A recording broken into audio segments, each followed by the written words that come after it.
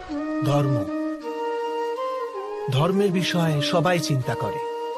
কেউ নিজের ধর্মের বিষয়ে, কেউ অন্যের ধর্মের বিষয়ে, কারো অধর্মের বিষয়ে আলোচনা হতেই থাকে। এমন কেউ নেই যে ধর্মের বিষয়ে চিন্তা করে না। কিন্তু বাস্তবে ধর্ম কাকে বলে? কেউ কি সত্যিটা বুঝতে পারে? ধর্ম মানুষকে অন্য মানুষের সঙ্গে, সমস্ত সৃষ্টির সঙ্গে একাত্ম হয়ে বাঁচার জ্ঞান দেয়। সেই কারণেই কোন ধর্মস্থলে গিয়ে মানুষ সর্বদাই শান্তি লাভ করে। সেটা কি আপনার অভিজ্ঞতা নয়? অর্থাৎ ধর্ম মানুষের সমস্ত সংঘর্ষ বিনাশ করে। কিন্তু এটা কি করে সম্ভব যে কোনো মানুষের অন্য কারোর সঙ্গে কোনো সংঘর্ষ হবে না? বিবেচনা করুন, যেখানে প্রেম আছে সেখানে সংঘর্ষ থাকে নাকি?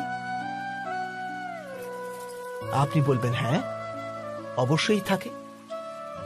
কিন্তু আপনি আর একটু ভাবলে তবে বুঝতে পারবেন, যেই ক্ষণে সংঘর্ষ হয় সেই ক্ষণে সমস্ত প্রেম বিস্মৃত হয়ে যায়। আর তারপর ইচ্ছা জাগে, অহংকার জাগে, ক্রোধ জাগে, কিন্তু প্রেম না, প্রেম আর জাগে না।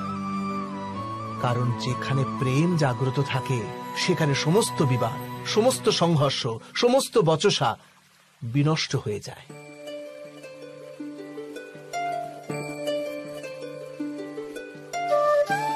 যদি তেমনি প্রেম সমগ্র বিশ্বের জন্য জেগে ওঠে, তবে কেবল মানুষ নয়, পশু পক্ষীদের জন্য, ঘাসের কণার জন্য যদি হৃদয়ে স্নেহ থাকে, তবে কি ক্রোধের আর কোনো কারণ বাকি থাকে?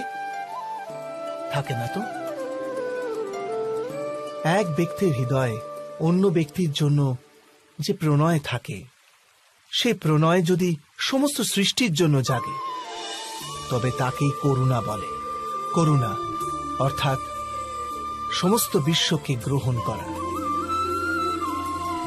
সবকিছুর জন্য কেবল স্নেহ, আর কিছু নয়। কোথাও কারোর জন্য কোনো হীন ভাব নয়। করুণাই হল বাস্তবে সমস্ত ধর্মের সার।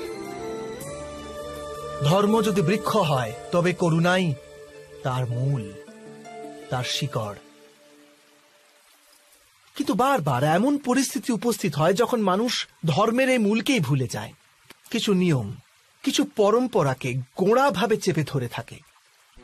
আর করুণাকে তো ভুলেই যায়।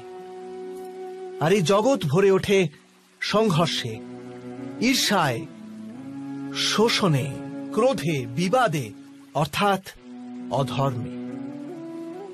আর তখন পরমাত্মাকে অবতার ধারণ করতে হয় মানুষকে বাস্তবিক জ্ঞান প্রদান করার জন্য।